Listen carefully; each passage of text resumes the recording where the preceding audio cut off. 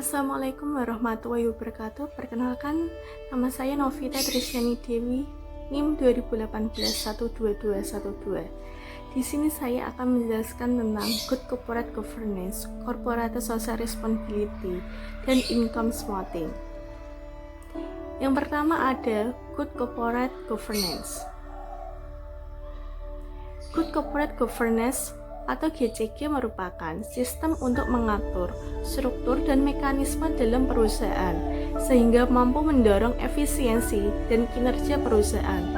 Proksi yang digunakan dalam penelitian adalah prinsip GCG yang terdiri atas transparansi, akuntabilitas, responsibilitas, independensi, dan kewajaran.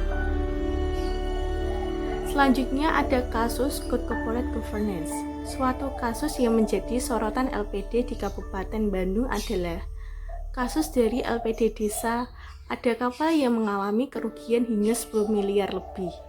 Berdasarkan data tersebut membuktikan bahwa masih ada beberapa LPD di Kabupaten Bandung, sistem pengelolaannya masih kurang baik dan cara yang dapat digunakan untuk mengatasi hal tersebut adalah dengan menerapkan tata kelola perusahaan yang baik yang dikenal dengan istilah Good Corporate Governance. GCG merupakan suatu konsep yang berdasarkan pada teori keagenan. Suatu organisasi seringkali mengalami konflik yang salah satunya dipicu karena perbedaan informasi yang diberikan kepada pemilik dari pengelola. Menurut Burak Sistem, GCG menuntut dibangun dan diterapkan prinsip-prinsip GCG dalam proses manajerial sebuah perusahaan. Selanjutnya, prinsip-prinsip Good Corporate Governance. Ada 5. Yang pertama, transparansi. Untuk menjaga objektivitas dalam menjalankan bisnis, perusahaan harus menyediakan informasi yang material dan relevan dengan cara yang mudah diakses dan dipahami oleh pemangku kepentingan. Yang kedua ada akuntabilitas. Untuk itu, perusahaan harus dikelola secara benar, terukur, dan sesuai kepentingan perusahaan dengan tetap memperhitungkan kepentingan pemegang saham dan pemangku kepentingan lain. Yang ketiga ada responsibilitas. Untuk prinsip responsibilitas atau prinsip tanggung jawab, perusahaan harus mematuhi peraturan perundang-undangan serta melaksanakan tanggung jawab terhadap masyarakat dan lingkungan sehingga dapat menjalankan perusahaan dalam jangka panjang serta mendapat pengakuan sebagai good corporate citizen. Independensi. Untuk melancarkan pelaksanaan asas GCG, perusahaan harus dikelola secara independen sehingga masing-masing organ perusahaan tidak saling mendominasi dan tidak dapat diintervensi oleh pihak lain. Yang terakhir, kewajaran dan kesetaraan. Dalam melakukan kegiatannya, perusahaan harus bisa memperhatikan kepentingan pemegang saham, mayoritas maupun minoritas dan pemangku kepentingan lainnya berdasarkan asas kewajaran dan kesetaraan.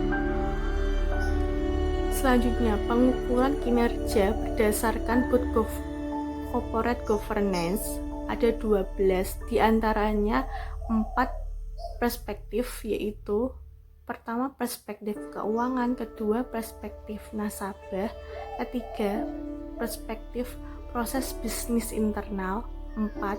Perspektif pembelajaran dan pertumbuhan.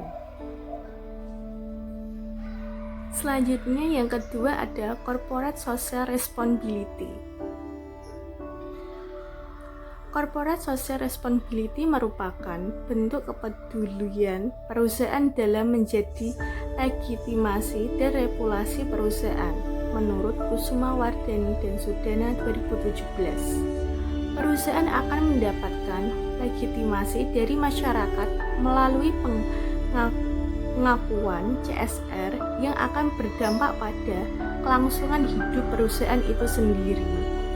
Menurut Damayanti 2019, tanggung jawab sosial perusahaan telah menjadi bagian integral dalam praktik bisnis, sehingga banyak perusahaan yang mendedikasikan suatu bagian dari laporan tahunan dan situs web perusahaannya untuk kegiatan CSR. Menurut Service dan Tamayo 2013, CSR selain dapat mengurangi asimetri informasi dalam internal perusahaan, investor, dan pemangku kepentingan lainnya, tujuan dari CSR juga untuk meningkatkan kesejahteraan sosial dan standar hidup secara keseluruhan. Menurut Chen dan Lee 2017. Selanjutnya ada fenomena. Di kiri ada grafik nilai perusahaan sektor industri commerce di BEI periode 2016 sampai 2018. Fenomena yang terjadi pada perusahaan consumer goods secara lebih spesifik ditunjukkan oleh nilai perusahaannya yang mengalami fluktuasi secara tahunnya. Grafik di samping menunjukkan bahwa rata-rata nilai perusahaan sektor industri consumer goods dari tahun 2016 sampai 2018 mengalami fluktuasi. Pada tahun 2016, rata-rata nilai perusahaannya sebesar 3,83. Kemudian tahun 2017 meningkat menjadi 4,37 dan mengalami penurunan kembali pada tahun 2018 menjadi 3,9. Fluktuasi nilai perusahaan tersebut biasanya dikaitkan dengan informasi yang dimiliki oleh investor yang sebagian besar bersumber dari publikasi manajemen. Dalam mengelola perusahaan, manajer dituntut agar dapat memenuhi ekspektasi dari para investor. Sedangkan investor tentunya berharap agar harga saham yang terus mengalami peningkatan sehingga manajer dituntut untuk dapat mengelola perusahaan dengan baik agar harga saham perusahaan tidak menurun. Menurut Hamidah 2018. Selanjutnya ada indikator. Nilai perusahaan merupakan indikator penting bagi investor dalam menilai sebuah perusahaan sebelum mengambil keputusan investasi. Maka dengan tingginya nilai perusahaan menunjukkan kesuksesan perusahaan dalam kemakmuran para investornya. Nilai perusahaan yang ditunjukkan dari harga sahamnya merupakan alat ukur bagi pihak-pihak yang memiliki kepentingan untuk mengetahui bagaimana image perusahaan di mata publik.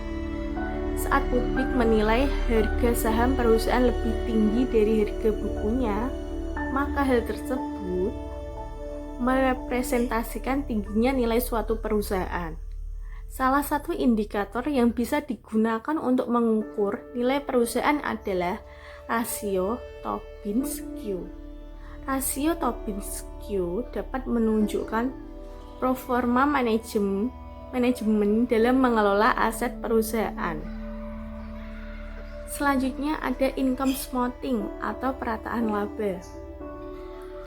Menurut Tudor 2002 menjelaskan bahwa perataan laba adalah suatu tindakan manajemen perusahaan untuk meredam fluktuasi laba yang dilaporkan dari waktu ke waktu serta bertujuan untuk memaksimalkan kekayaan perusahaan, mengurangi resiko perusahaan, meningkatkan nilai perusahaan, memenuhi perjanjian utang, mengurangi pajak dan biaya politik.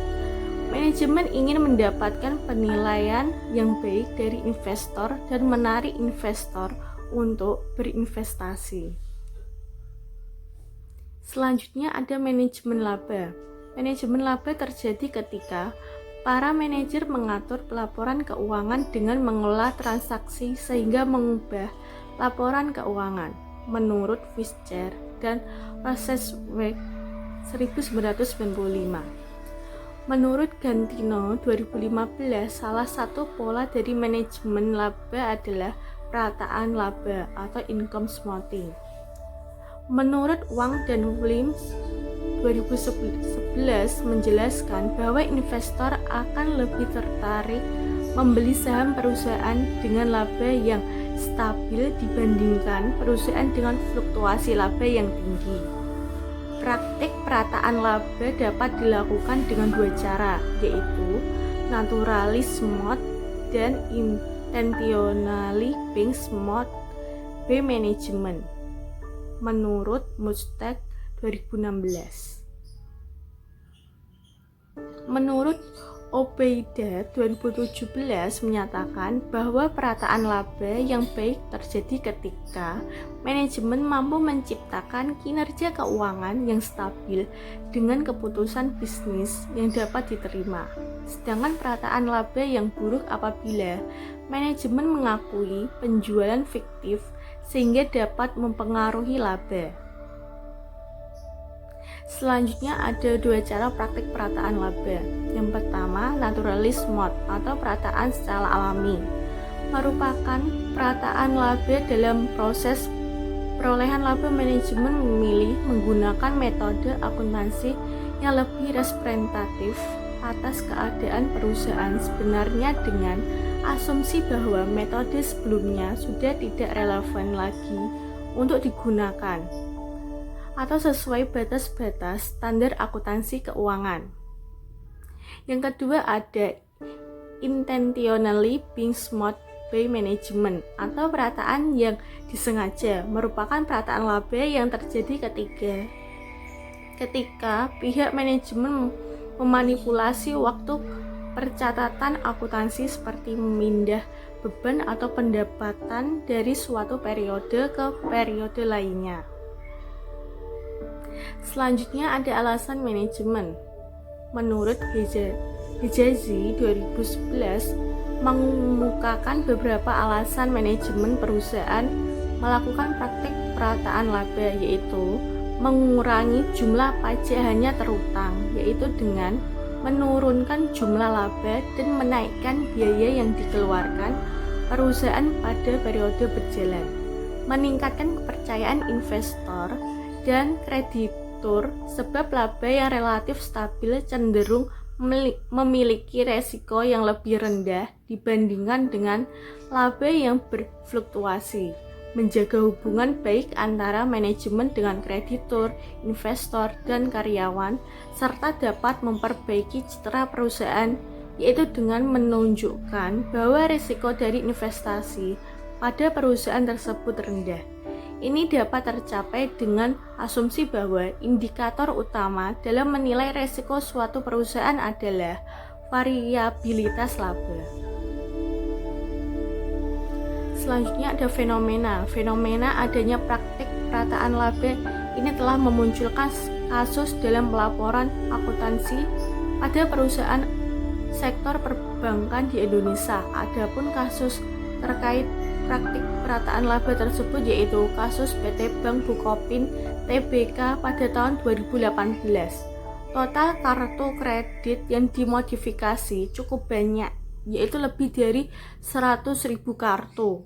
Modifikasi tersebut mengakibatkan posisi kredit dan penghasilan berbasis komisi Bukopin berdampak tidak semestinya. Selain masalah kartu kredit, revisi juga terjadi pada pembiayaan anak usaha Bank Syariah Bukopin terkait penambahan cadangan kerugian penurunan nilai aset. Menurut Jensen dan McLean menjelaskan bahwa praktik perataan laba dipengaruhi oleh konflik informasi antara agen dengan prinsipal itu tidak sama karena manajer berada di dalam perusahaan sehingga memiliki informasi yang lebih banyak mengenai kondisi perusahaan dibanding dengan pemilik perusahaan. Asimetri informasi dapat terjadi ketika agen tidak mengungkapkan seluruh informasi mengenai kinerja perusahaan yang dimilikinya kepada prinsipal. Selanjutnya ada kriteria perusahaan yang melakukan praktik perataan laba, yaitu perusahaan dianggap melakukan praktik perataan laba apabila hasil perhitungan indeks Excel lebih kecil dari 1, maka perusahaan yang melakukan perataan laba akan diberi nilai 1, sedangkan perusahaan dianggap tidak melakukan praktik perataan laba apabila hasil perhitungan indeks Excel lebih besar atau sama dengan 1, maka perusahaan yang tidak melakukan perataan laba akan diberi nilai 0. Sekian penjelasan dari saya, apabila ada kesalahan mohon maaf. Wassalamualaikum warahmatullahi wabarakatuh.